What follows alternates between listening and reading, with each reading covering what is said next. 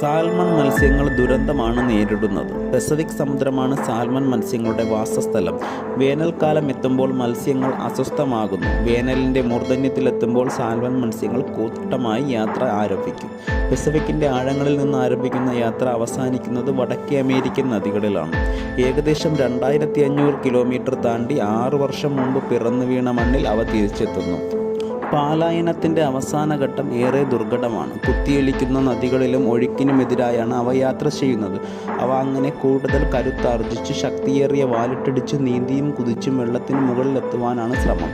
മുന്നോട്ടുള്ള വഴിയിലെത്തുമ്പോൾ തീരത്തെ മണൽത്തട്ടിൽ അഭയമാകുന്നു.